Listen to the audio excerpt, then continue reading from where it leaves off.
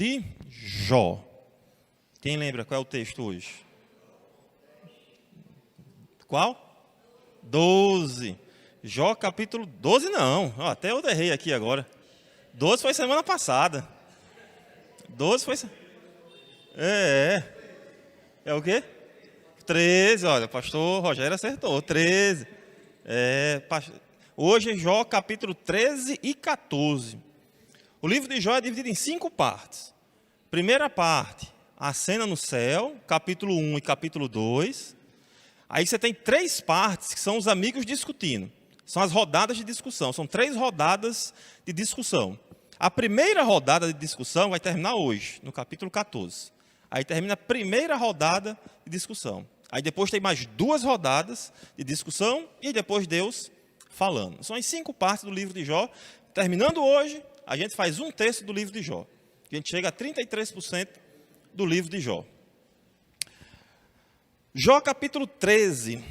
Jó está falando. Capítulo 12, 13, 14, ele está falando.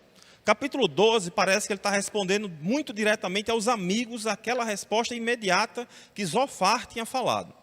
Capítulo 13 e 14, ele vai responder de uma forma geral aos amigos e vai direcionar agora a sua fala para Deus. O livro de Jó, você sabe, narra a história de um homem justo que está enfrentando inimagináveis provações. Mas ao longo de todas essas provações, ele mantém a sua fé inabalável. No livro de Jó você vê que Deus é soberano. Ele está no controle de todas as coisas.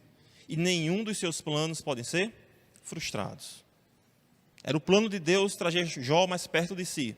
Ainda que o próprio Satanás tenha tirado tudo de Jó, tenha tirado a saúde de Jó, ainda assim, no meio de toda essa tribulação, no final das contas, Jó se aproxima mais do Senhor.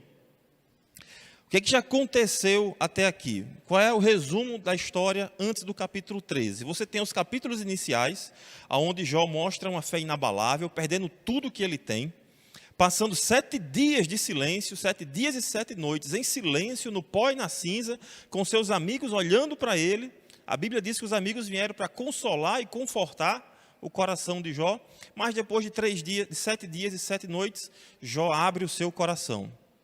E aí derrama toda a sua angústia, fala sobre o seu sofrimento. Ele é honesto para com Deus, dizendo: ó Deus, por que é que eu nasci? Por que é que eu não morri na barriga da minha mãe? Ainda que eu nasci, por que é que eu não morri quando era criança? Ainda que eu não morri como uma criança, por que é que eu cresci? Só para enfrentar todo esse sofrimento. Veja, essa é uma oração de fé de Jó. Mesmo com sofrimento, ele está sendo honesto diante de Deus. Em nenhum momento Jó pensa em suicídio, mas ele pensa: olha, a morte seria melhor. Ele inclusive fala: Deus, eu não quero blasfemar contra ti. Mas Deus, eu não sou de pedra, eu não sou de bronze, eu sou de carne. Jó está dizendo: eu tenho limites, eu sou fraco, eu não quero blasfemar contra o Senhor, e é melhor que eu morra do que eu blasfemar o teu nome. E assim Jó abre o seu coração. Os amigos de Jó começam a falar. Aí você tem lá Bildade, Elifaz, Zofar. Você tem em Elifaz aquela pessoa mais experiente, talvez o mais velho. Mas a gente viu que, apesar de ser mais velho, ele não era alguém maduro. Ele não trouxe verdades, mas trouxe dor para o coração de Jó. Ele acusou Jó de não ser íntegro. Ele acusou Jó de não viver o que ele estava pregando.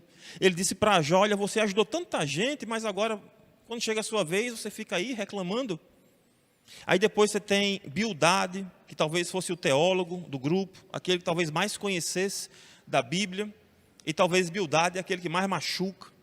Bildade é o que tem um argumento mais forte, dizendo assim: olha, se seus filhos pecaram, se seus filhos morreram, é porque eles mereceram. Eles mereceram, Jó. Você está vivendo uma vida de mentira, você está escondendo coisas, Jó. Esse é Bildade. E aí no final você tem também Zofar, que é o mais debochado de todos. Zofar chama Jó de tagarela. Quem é esse tagarela? Ninguém vai calar a boca desse tagarela. Ele está falando demais, ele não tem respeito para com Jó. Talvez Zofar fosse o mais novo e tivesse naquele ímpeto da juventude que fala o que vem na boca, não é? E aí você chega no capítulo 12, onde Jó está criticando toda a falta de compreensão e a falta de empatia dos amigos. E Jó está dizendo: olha, Isso que vocês estão falando eu sei, o argumento de vocês é muito simples. Você não consegue explicar a vida de forma tão simples. A vida é mais complicada, meus amigos, Jó está dizendo. E agora, a gente chega nos capítulos 13 e 14. A gente não vai ler todos os versículos do capítulo 13 e 14. Iremos para algumas partes importantes, mas é importante que você lembre que nesse capítulo 13 e o capítulo 14, Jó está respondendo à crítica dos seus amigos, afirmando que deseja falar diretamente com Deus. Você lembra que no capítulo 9, Jó disse: quem dera houvesse um intermediário, que houvesse alguém que intermediasse a mim e a ti. Quem dera tivesse alguém que fosse o meu interlocutor, que eu pudesse falar através dele. Alguém que fosse meu advogado, Jó diz. E agora ele está dizendo: olha, eu quero apresentar minha causa diretamente para Deus. Eu quero entender do próprio Deus por que eu estou sofrendo tanto. Jó vai repreender seus amigos por suas acusações. E Jó vai dizer: olha, me escutem. Ele vai refletir também nesses capítulos sobre a brevidade da vida, sobre a efemeridade da vida, sobre como a vida passa rápido, como a vida passa num sopro, como você, num piscar de olhos, a sua vida passou. Jó vai estar dizendo. Ele vai se comparar com a flor que murcha, vai se comparar com o rio que seca, vai expressar o desejo de que Deus esconda ele na sepultura, até que a ira do Senhor passe e que ele possa novamente comparecer diante do Senhor. Se tivesse que resumir esses 2 capítulos em uma única frase, em uma única ideia, para ficar no meu e no seu coração, eu diria o seguinte: Deus é a nossa fonte de esperança e consolo.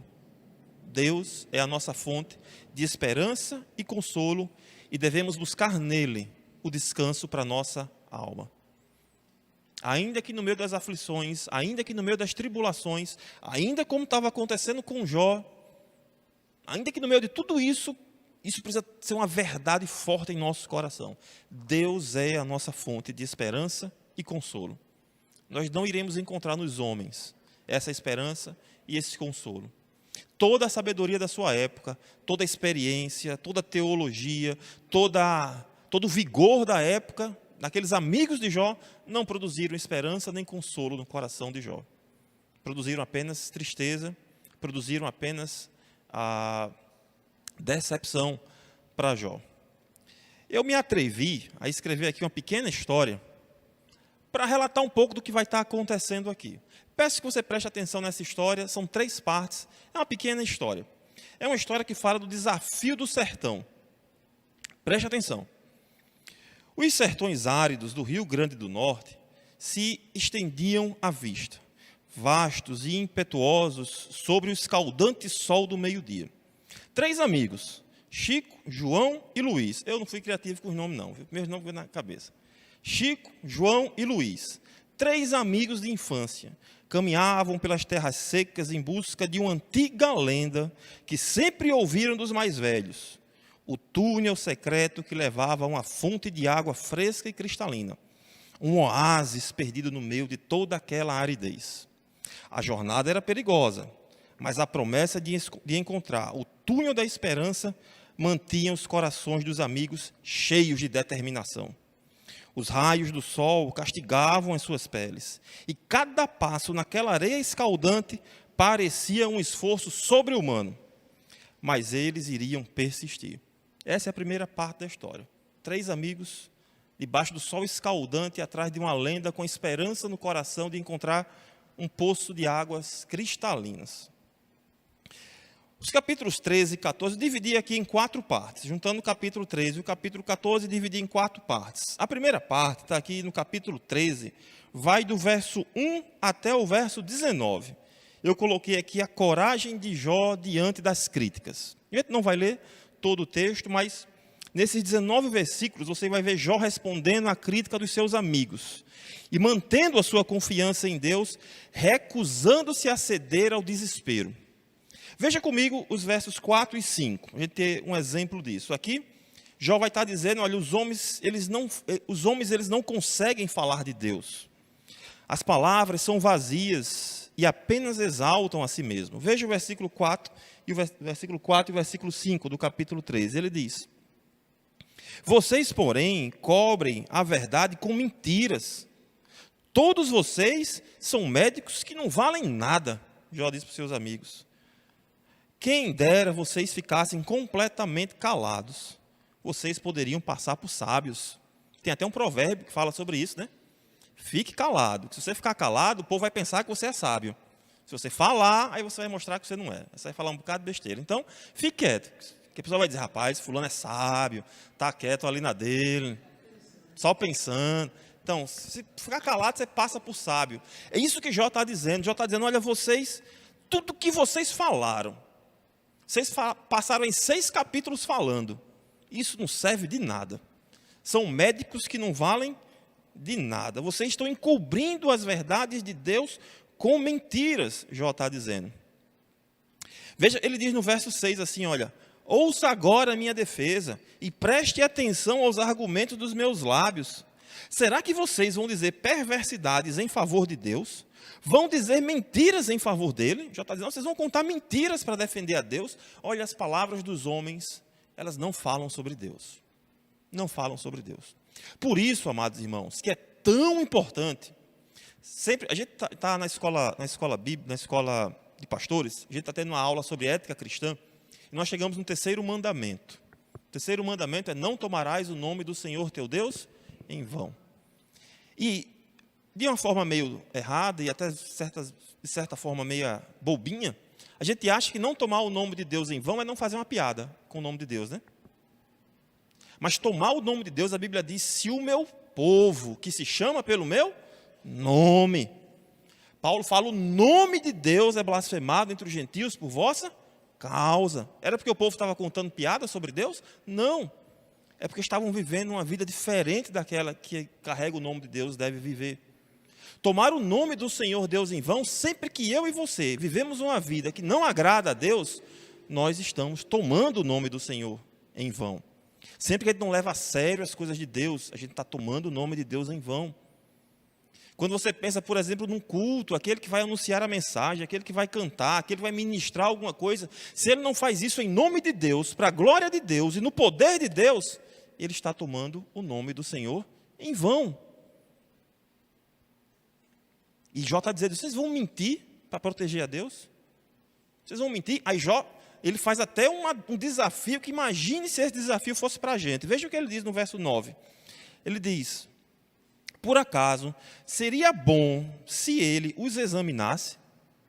Seria bom se agora, nesse momento, Deus soubesse o que está no seu coração? Seria bom. Seria bom se Deus agora, desse projetor aqui, começasse a passar o que está no seu coração agora. Será que seria bom? Será que alguém teria coragem? Não, Deus, pode passar aí, está o meu coração. Aí ia passar o camarada preocupado com o jogo daqui a pouco, com as coisas que tem para fazer em casa, com o trabalho de amanhã, com as contas que tem para pagar, ia estar lá passando, essa mensagem, esse culto que não acaba, e não sei o quê, e lá vai. Jó está perguntando, será que seria bom se Deus examinasse o coração de vocês agora, nesse momento? Será que seria bom se Deus examinasse o nosso coração agora? Vocês lembram lá no livro de Daniel, de um rei chamado Beltesazar? Quem lembra desse rei? Beltesazar, no capítulo 5 de Daniel, que ele está lá comendo, aí está bebendo, aí manda trazer os utensílios do templo, né? Aí naquela mesma hora aparece uma mão assim, escrevendo na parede. Mené, Mené, Tekel e Parsim. Ele fica desesperado. Naquele local tinha mais de 100 homens, os homens mais importantes do reino, e ninguém sabia daquilo, até que veio a rainha mãe e disse, tem um homem que sabe o que isso significa. Todos os homens importantes do reino estavam lá. Mas a rainha disse, tem um homem que sabe. E aquelas palavras significavam, olha, você foi medido, você foi pesado numa balança, e você foi achado em falta. Ainda hoje o reino vai ser tirado de você. E naquela noite, Dario estava invadindo a Babilônia, e a Babilônia caiu naquela noite, segundo a profecia. Imaginou se Deus olhasse para mim e dissesse assim, olha, vou lhe pesar numa balança agora. No caso lá de Beltesazar, foi mais ou menos isso que aconteceu. Deus examinou o coração dele naquela hora. Vou tirar um retrato agora, como está o seu coração. Jó faz essa pergunta, e talvez é uma pergunta que eu e você devemos responder. Se o meu coração ele não está completamente em Deus, eu estou quebrando o primeiro mandamento, o Senhor não é o meu Deus exclusivo. Eu estou quebrando o segundo mandamento, eu estou criando uma imagem de Deus diferente em meu coração. Eu estou quebrando o terceiro mandamento, porque eu não estou santificando o seu nome. Eu estou quebrando o quarto mandamento, porque ele não é o Senhor do meu tempo. Eu não estou amando ao Senhor meu Deus de todo o meu coração e de toda a minha alma. O desafio de Jó é muito forte, mas ele continua. Ele diz nos versos 13 e 14, ele diz assim, olha, calem-se diante de mim e eu falarei, que venha sobre mim o que vier. Tomarei a minha carne nos meus dentes e porei a minha vida nas minhas mãos. Jó está dizendo assim, eu vou falar. Eu vou falar. Vocês não me responderam, vocês não trouxeram respostas adequadas. A sabedoria dos homens não foi possível para responder tudo o que está acontecendo comigo. Eu vou falar. Quando essa expressão, tomar a carne nos meus dentes, eu vou falar, não importam as consequências. Eu vou falar. Deixa eu voltar para a história lá de Chico, Luiz e João. A parte 2 da história. Ao longo do caminho, a sede se tornava insuportável. As suas gargantas secas como papel. Luiz, o mais fraco do grupo, começou a vacilar. Ele se sentou na areia, e exausto, e deixou escapar um suspiro pesado. Eu não sei se consigo continuar, murmurou com os olhos cheios de desespero. João olhou para o amigo com preocupação, mas a sua própria sede intensa também o atormentava. Ele balançou a cabeça e disse com a voz trêmula, eu entendo, Luiz, estamos todos exaustos, mas lembre-se da lenda, da esperança que nos trouxe até aqui. Enquanto Luiz e João lutavam contra o desânimo, um som rude ecoou no ar. Eles se viraram para encontrar Pedro, um homem idoso do sertão, que sempre fora conhecido por suas histórias sombrias e a sua descrença com relação aos contos. Vocês são tolos, resmungou Pedro com um sorriso sarcástico. Essa lenda é apenas uma fábula inventada por aqueles que não suportam a dura realidade do sertão. Não existe tal túnel, e mesmo que existisse, seria uma tolice acreditar que levaria a uma fonte milagrosa. E aqui termina a segunda parte. Os amigos procurando, com esperança no coração, mas as coisas da vida colocam eles para baixo, tira a esperança do seu coração e chega alguém mais experiente dizendo, olha, vocês são tolos por procurar algo dessa forma. Isso não existe. Vocês não conseguem aguentar a vida e por isso estão se agarrando a fábulas. Uma outra parte, aqui do capítulo 13, vai do verso 20 até o verso 28. Aí aqui você tem o desejo de Jó de encontrar a Deus. Jó expressa seu desejo profundo de se encontrar com Deus e apresentar o seu caso diante dele. Veja os versos 20 e 21. Veja o que Jó fala. Jó agora não fala mais com os amigos. Ele deixa de falar com os amigos e se dirige para Deus. Aí ele diz no verso 20 e 21. Concede-me somente duas coisas, ó Deus, e assim não me esconderei de ti. Tira a tua mão de cima de mim e não me amedrontes o teu terror. Ó Senhor, tira a tua mão de cima de mim. Não me amedronte mais. Deixa eu apresentar a minha causa diante do Senhor. Ele anseia por entender as razões por trás do seu sofrimento. Veja os versos 23 e 24. Quantas culpas e pecados tenho eu? Ele está perguntando. Mostra-me a transgressão e o meu pecado. Por que escondes o teu rosto e me consideras o teu inimigo? Jó está perguntando. Por que o Senhor? Eu que buscava o Senhor. Eu que orava ao Senhor. Eu que o Senhor me respondia. Eu que fazia sacrifícios ao Senhor. Eu que era amigo do Senhor. Porque o Senhor, que é o meu amigo, me considera agora um inimigo.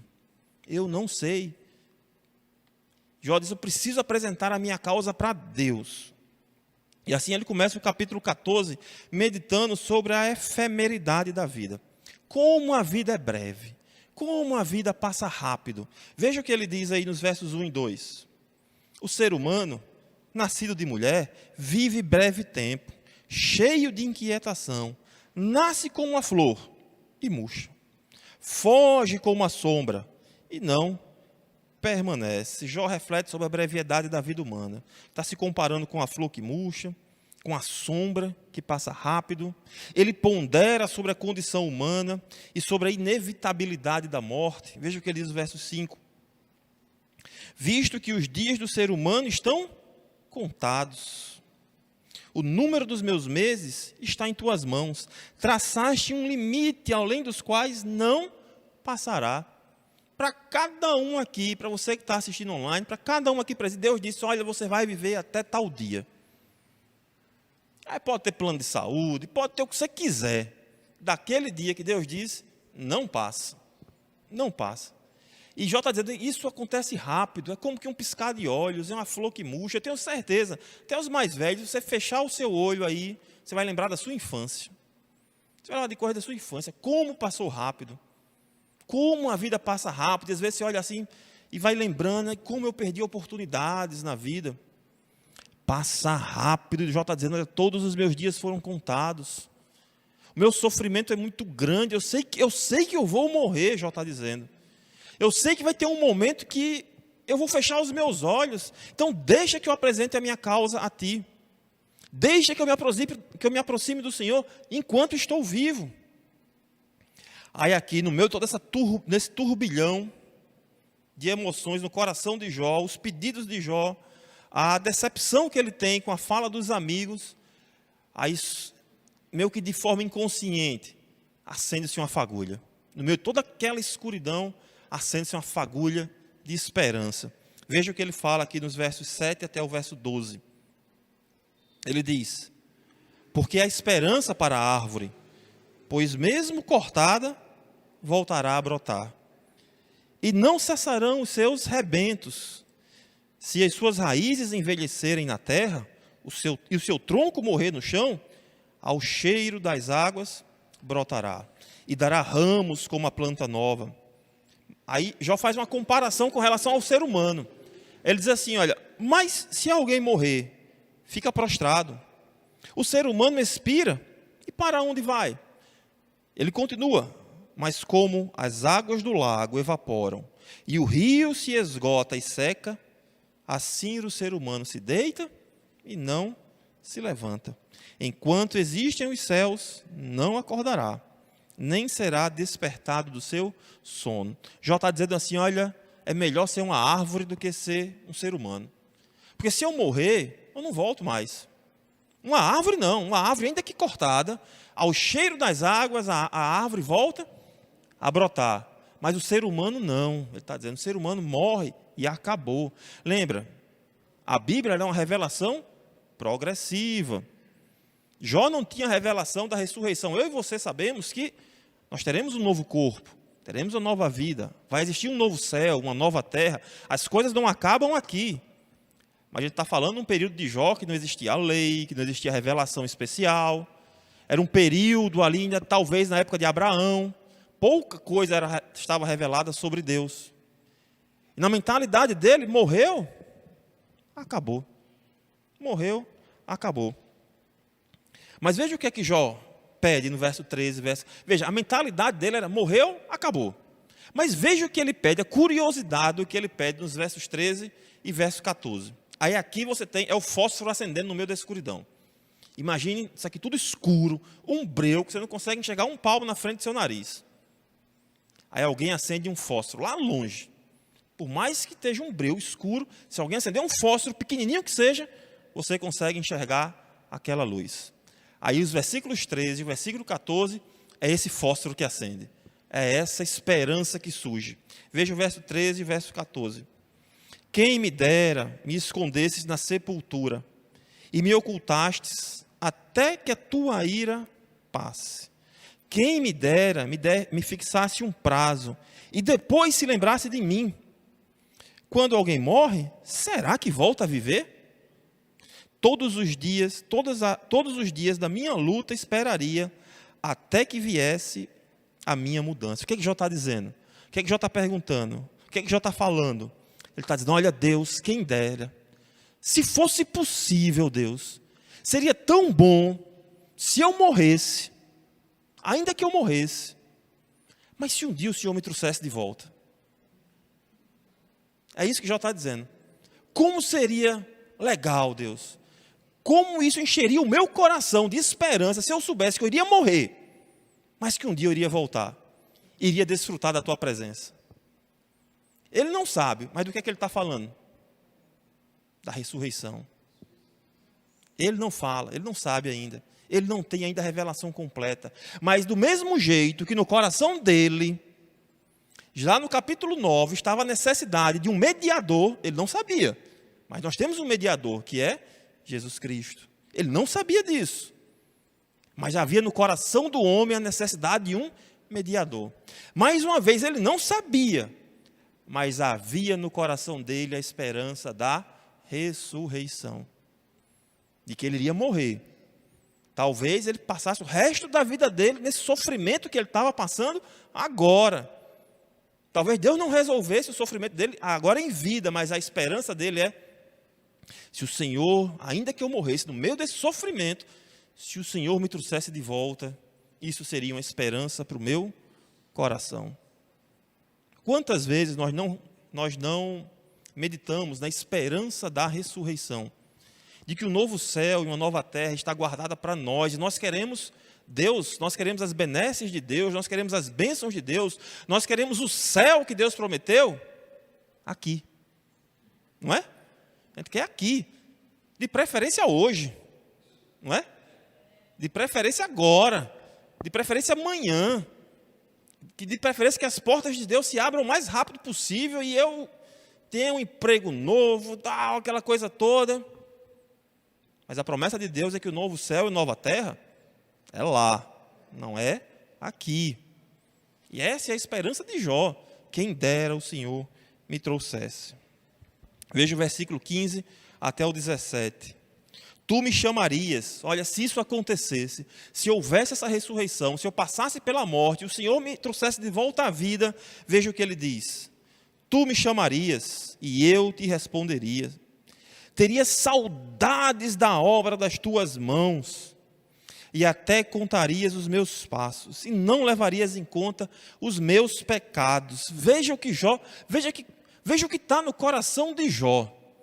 Olha, o Senhor, eu morreria nesse sofrimento. O Senhor me traria de volta, e quando o Senhor me trouxesse de volta, o Senhor não se lembraria mais dos meus pecados. Quem é que levou os nossos pecados? Quem é que jogou os nossos pecados no fundo do mar? Quem é que é aquele que não lembra mais dos nossos pecados? O que é que a Bíblia fala sobre nós? Nenhuma condenação há para os que estão em Cristo Jesus. Veja, o anseio do coração do homem por um mediador. O anseio do coração do homem pela ressurreição. O anseio do coração do homem, eu preciso de perdão. Ainda que Jó estivesse dizendo assim, olha, me mostra qual é o meu, eu não sei qual é o meu pecado. Mas eu sei que eu pequei contra o Senhor. Mas se o Senhor me trouxesse de volta, o Senhor não se lembraria mais dos meus pecados. Ele continua, verso 17. A minha transgressão estaria selada num saco e terias encoberto as minhas iniquidades. O Senhor me daria perdão. Deixa eu fazer algumas rápidas aplicações aqui com base nisso que a gente escutou. A Bíblia está contando uma história. Você já deve ter isso decorado já. Essa é a 12ª mensagem já. E a história que a Bíblia está contando é a história da redenção. Como Deus está salvando um povo para a sua glória. Você resume toda a história da humanidade em 4 palavrinhas. Criação, queda, redenção e consumação. Isso é a história da humanidade. E na Bíblia Deus está contando como Ele está redimindo um povo para a sua exclusiva glória. E o personagem central dessa história, toda história tem um personagem. E o personagem central dessa história é Jesus Cristo. Olhando para Jesus, olhando para tudo isso que nós já falamos agora, certamente você já viu Cristo na mensagem, certamente você já aplicou essa mensagem a Cristo e já aplicou ao seu coração, mas para deixar de forma mais clara, quando olhamos para a coragem de Jó diante das adversidades, nós lembramos, por exemplo, de Filipenses capítulo 4. Abra comigo aí em Filipenses capítulo 4. Filipenses capítulo 4.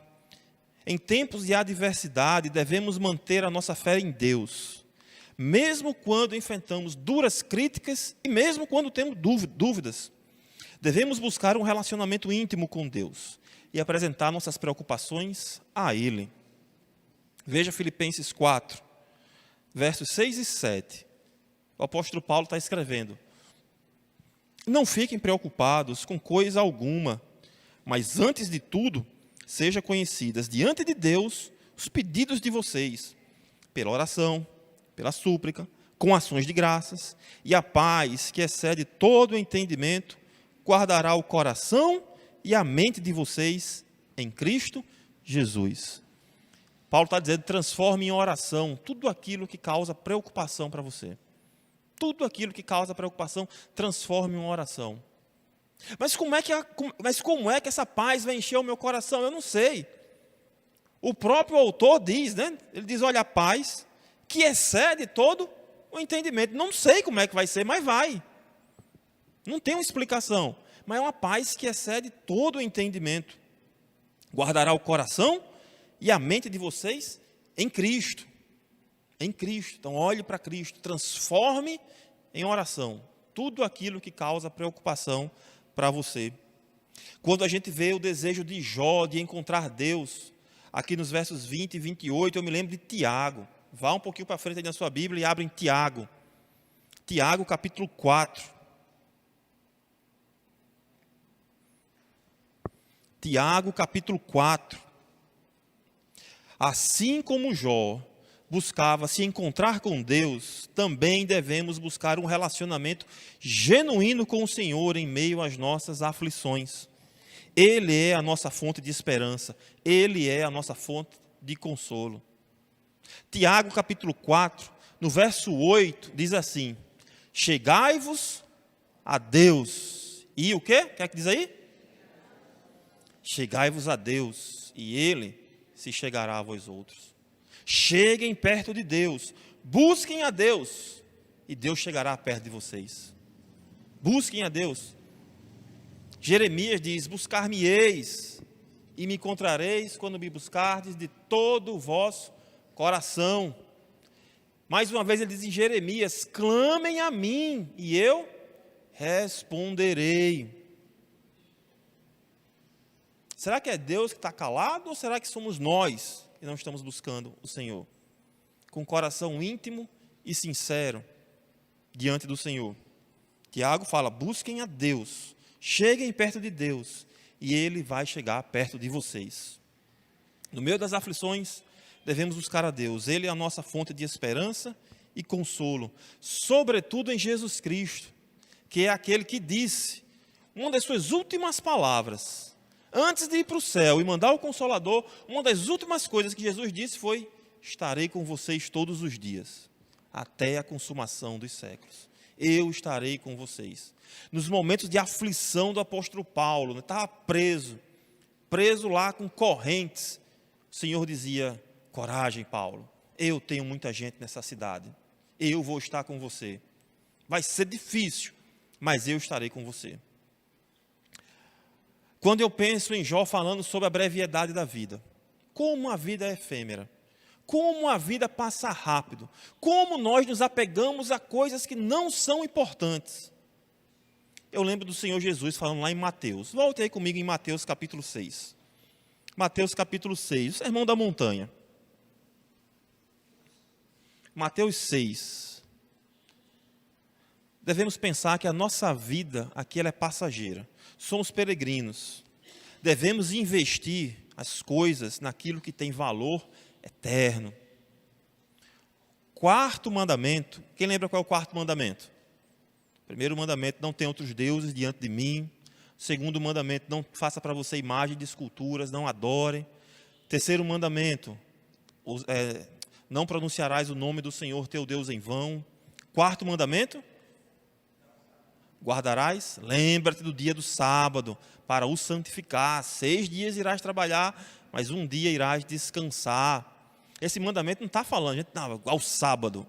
Todo mundo quer discutir se a gente tem que guardar o sábado ou não. Isso é o menos importante no mandamento. É o menos importante, é isso do mandamento. Mas Deus está dizendo: eu sou o Senhor do tempo. Eu controlo o tempo. Gaste o seu tempo comigo. O mandamento, ele fala, 6 dias você vai trabalhar. Ele dá uma ordem para os 6 dias e dá uma ordem para o 7º dia. Então, os 7 dias, eles pertencem ao Senhor. E como nós gastamos o nosso tempo, fala muito do nosso coração. Se ama ou não a Deus. E aqui, o Senhor Jesus fala, em Mateus capítulo 6, sobre como nós gastamos o nosso tempo. Porque muitas vezes nós gastamos o nosso tempo querendo comprar coisas que não precisamos, para agradar pessoas que nós não conhecemos, e pior ainda, com dinheiro que a gente não tem, não é? Passa no cartão aí, divide em 12 vezes, não? Divide aí, vai aos pouquinhos aí, vai pagando aí. A gente gasta muito tempo com aquilo que é efêmero, com aquilo que vai ficar, com aquilo que não traz valor algum para o que é eterno. Aí veja o que Jesus fala aqui em Mateus capítulo 6. Versos 19, diz assim: não acumulem tesouros sobre a terra, onde a traça e a ferrugem corroem, e onde os ladrões escavam e roubam. Mas ajuntem tesouros no céu, onde as traças e a ferrugem não corroem, e onde os ladrões não escavam nem roubam.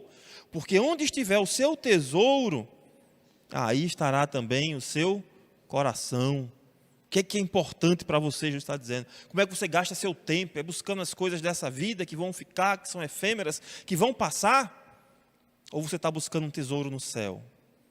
Ou você está buscando um tesouro que não vai acabar? Que ladrão nenhum vai roubar e que a ferrugem não vai corroer?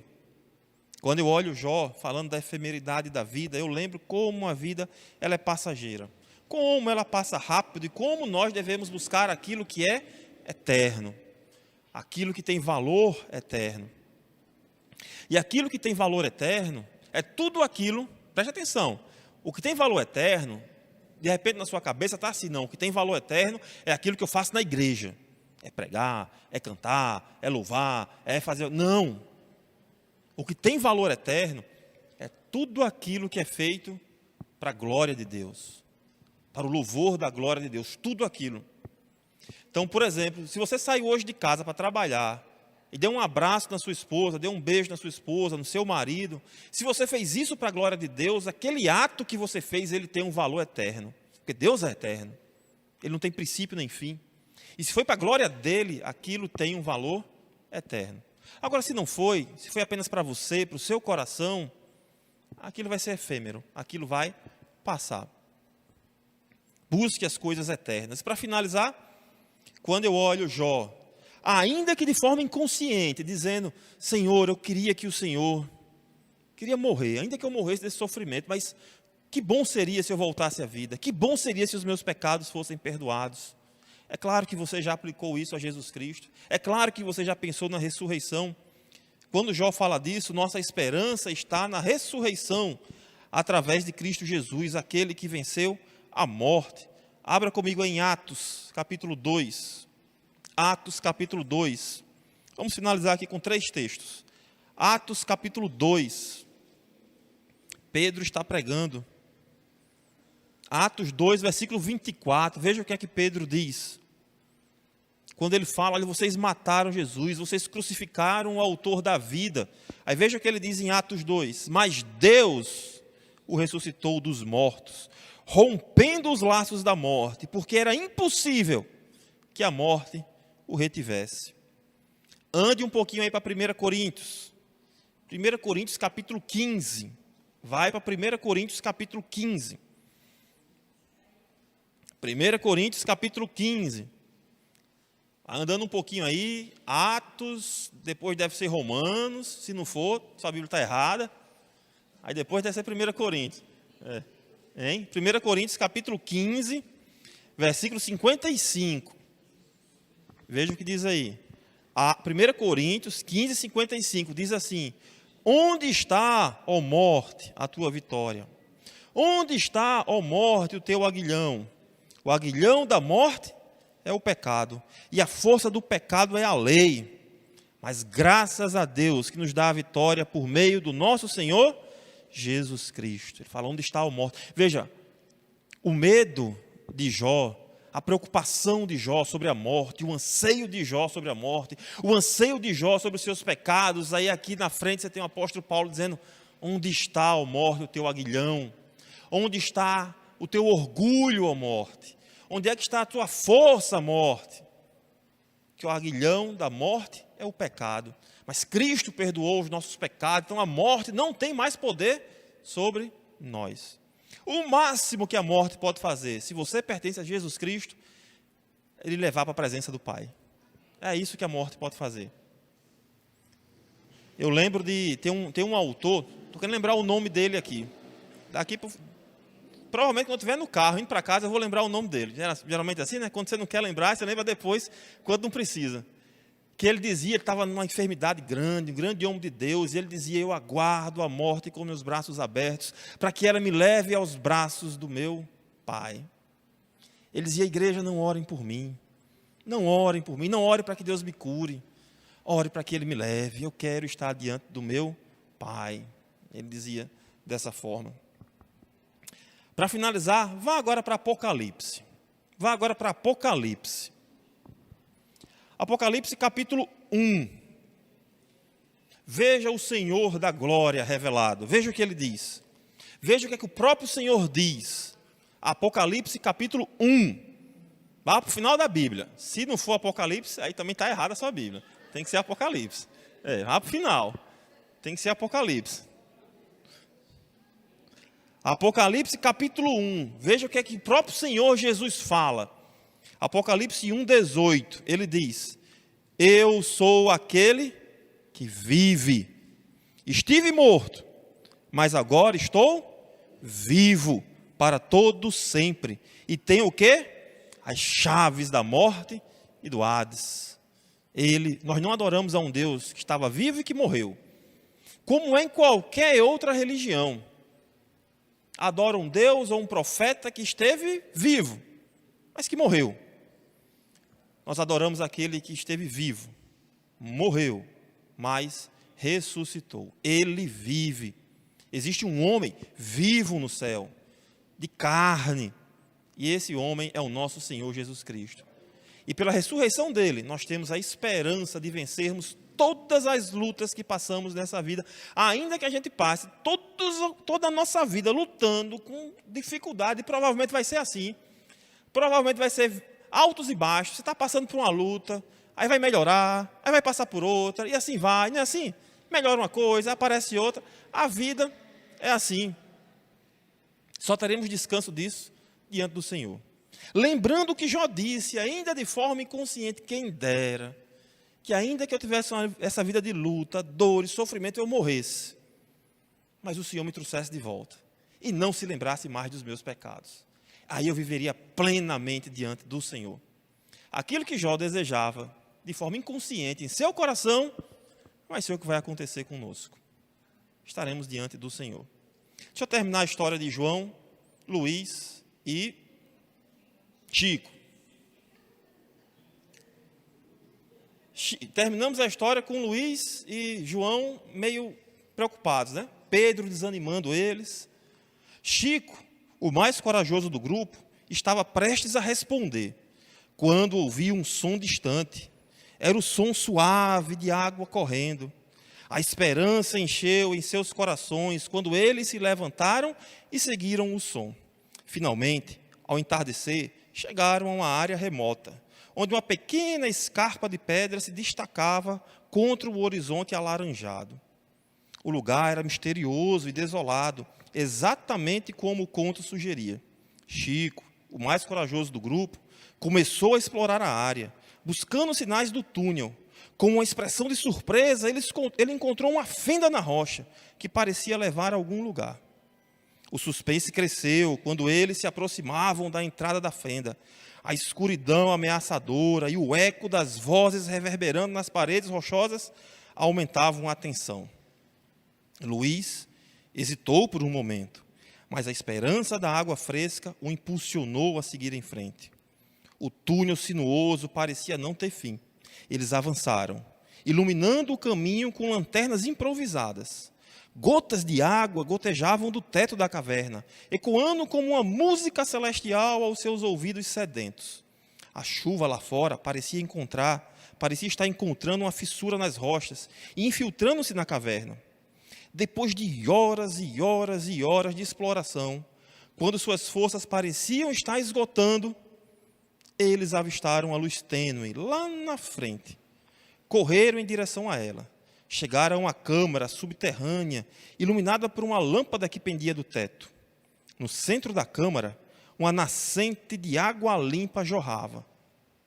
Os 3 amigos se ajoelharam à beira da fonte, beberam da água com toda a avidez. As lágrimas se misturaram com a água, uma mistura de gratidão e alívio. Naquele momento, eles perceberam que a esperança que os guiou até ali valeu a pena. Chico, João e Luís passaram horas naquele lugar, saciando sua sede e celebrando aquela descoberta. Eles sabiam que o túnel mágico era real e que a esperança que mantiveram por tanto tempo não os decepcionou. Talvez a esperança minha e sua vai ter que nos levar até o nosso caixão, mas ela vai valer a pena. Ela vai valer a pena. Como você tem reagido diante das críticas e as adversidades da vida? Com esperança? Olhando para os homens? Ou você tem buscado a Deus nos momentos da dificuldade e das lutas? Como você lida com a brevidade da vida? Com a efemeridade da vida? Como você lida com o seu tempo? Você gasta ele diante do Senhor? E o que significa a ressurreição de Cristo para você? O que significa o fato de Cristo ter vencido a morte? Isso traz esperança para o seu coração? São perguntas que eu e você precisamos fazer olhando para esse texto. Amém? Louvado seja Deus. Vamos orar.